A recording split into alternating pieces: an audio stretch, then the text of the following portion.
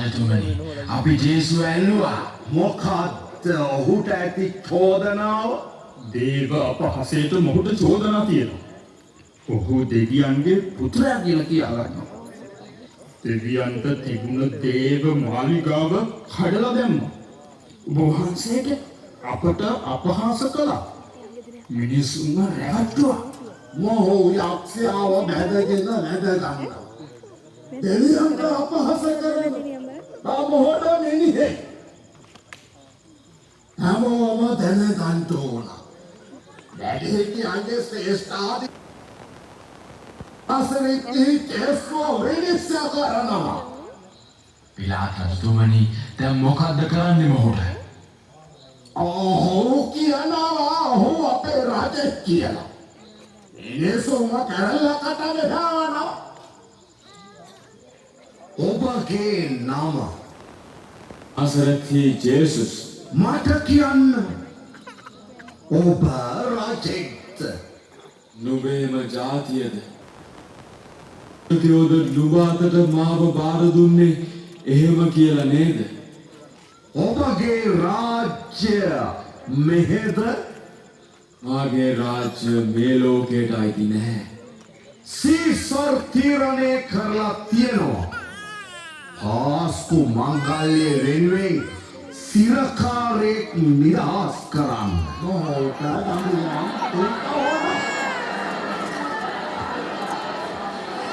අසපාරවල් 40ක්. ඒක මම තීන්දුව කරා. ආරගෙන යන්න කසපාරවල් 40ක්.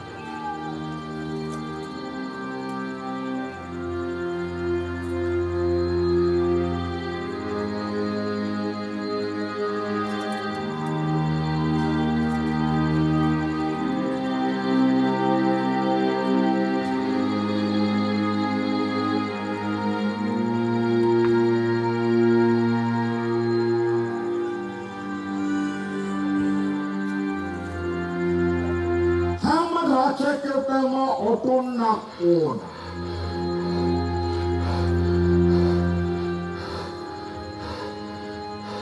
අද පාස්කු මංගල්‍ය පටන් ගන්නවා.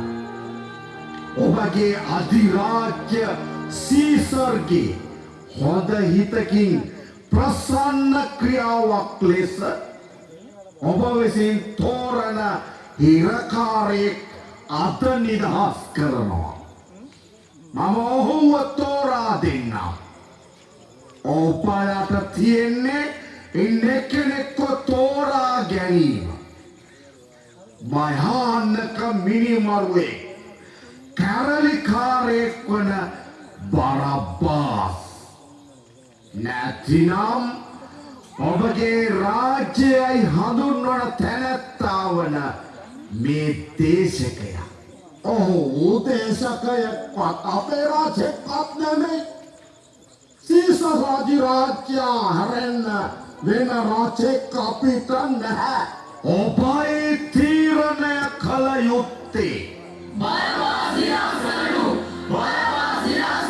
ඔබලා මිනි මරුවෙක්ද තෝරාගන්න. හොඳයි ඒක ඉටු කර දෙන්න. බරබ්බාස් ඔබ අපි නිදහස් කරන්න. එතකොට මේ දිවසි වරය ඔහු බොරුකාරයෙක්. ඒක නිසා ඔහු ඇනගසා මරා දමන්න.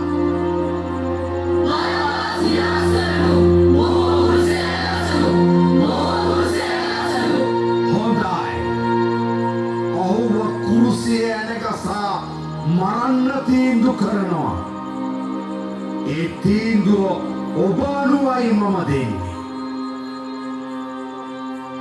නුඹලගේ තීන්දුව අනුව මම තීරණය කරනවා මොහුව කුරුසියේ ඇනගසා මරන්න.